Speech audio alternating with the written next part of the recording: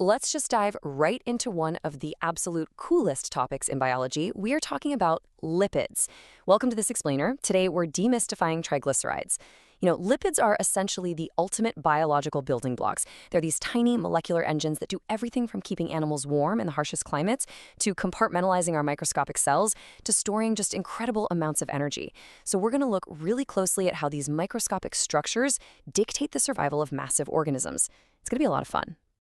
Here's our quick roadmap for today. We'll start off by meeting the lipids. Then we'll literally step inside a triglyceride. After that, we'll examine the ester bond, look at how form follows function, and finally, we'll wrap up by comparing triglycerides and phospholipids. Let's get into it. All right, section 1, let's officially meet the lipids. Before we can even begin to understand how lipids build something like, say, a whale's blubber, we have to grasp their defining chemical trait, and that is they are completely hydrophobic. Basically, lipids are nonpolar macromolecules, which means they are entirely insoluble in water. They literally repel it. Actually, this trait is so fundamental, it's exactly how we test for lipids in the lab using the emulsion test. Since lipids don't dissolve in water, but they do dissolve in ethanol, if you mix a lipid with ethanol and then add water, boom, you get this really distinct cloudy white emulsion. That single fear of water, that anchors our whole story today. It explains almost everything about how they work in the natural world. See, unlike carbohydrates, lipids have a way lower proportion of oxygen, which really drives that nonpolar nature. And because they don't dissolve, they don't mess with the osmotic balance of a living cell. It makes them absolutely perfect for long-term storage and creating biological barriers. Moving right along to section 2. Let's take a look inside a triglyceride. So, what do these water-fearing molecules actually look like up close? Well, a triglyceride is a lipid macromolecule made of two types of monomers. You've got a glycerol backbone, and then you had fatty acid chains. But here is a really crucial distinction. It is not a polymer. Unlike complex carbs or nucleic acids that are built from endlessly repeating identical subunits, think like a massive chain of identical glucose molecules. Lipids are a bit different. They act more like specific blueprints. They take one glycerol, which is an alcohol molecule with a hydroxyl group, and they combine it with hydrocarbon chains called fatty acids. They fit together like highly specific puzzle pieces, rather than just an endless repeating chain. Now, not all fatty acids are identical, which perfectly explains all the different types of fats we encounter in daily life. Let's compare saturated and unsaturated fatty acids. Saturated fatty acids, these are the ones you mostly find in animal fats. They have perfectly straight hydrocarbon chains. Why? Because they contain absolutely no double bonds between their carbon atoms. They are fully 100% saturated with hydrogen. And because they're so straight, they pack super tightly together, which is why they're solid at room temperature. On the flip side, we have unsaturated fatty acids. You'll find these mainly in plant oils. These guys do contain double bonds, and those double bonds create literal physical kinks or bends in the chain. Because of those structural kinks, the molecules just can't pack tightly together, which explains exactly why plant oils like olive oil stay completely liquid at room temperature. Okay, section 3. Let's talk about the ester bond. So how do these puzzle pieces actually snap together at the atomic level? Well, it happens through a super elegant 3-step process called esterification.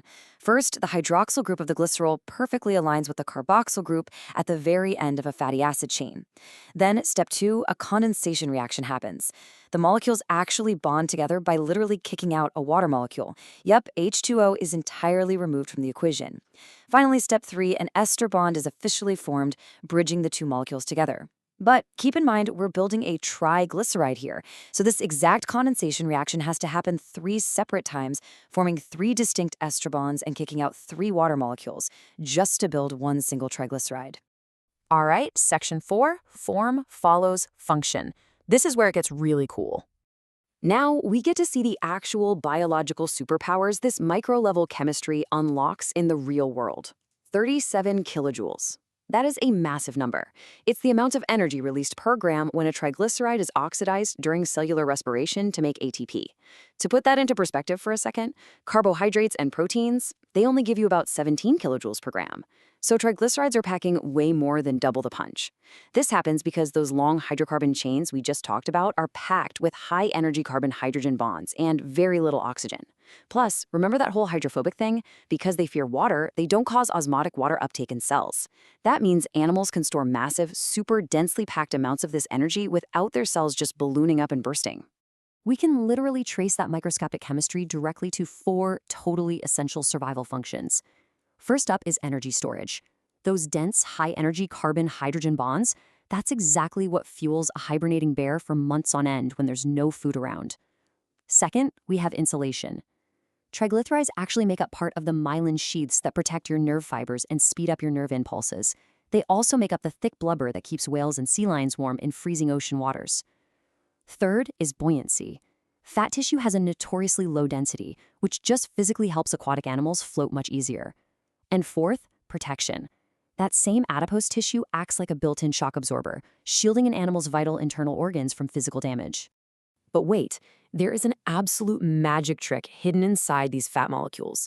When those carbon-hydrogen bonds are oxidized during cellular respiration, it doesn't just release energy, it actually releases large numbers of physical water molecules. We call this metabolic water. This is a literal life-saving chemical loophole.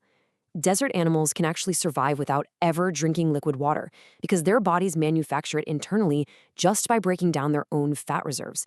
That is incredible, right? It's the exact same trick that bird and reptile embryos use to survive while they're trapped inside the dry and closed environment of an eggshell. Moving to our final section, Section 5, triglycerides versus phospholipids. We've been talking entirely about triglycerides so far, but what happens if we tweak that molecular blueprint just a tiny bit? We know a triglyceride is one glycerol attached to 3 fatty acids. Well, a phospholipid is one glycerol attached to only 2 fatty acids, and in the third spot, it has a phosphate ion. By swapping just one single hydrophobic fatty acid tail for this polar, hydrophilic, or water-loving phosphate head, the entire personality of the molecule flips.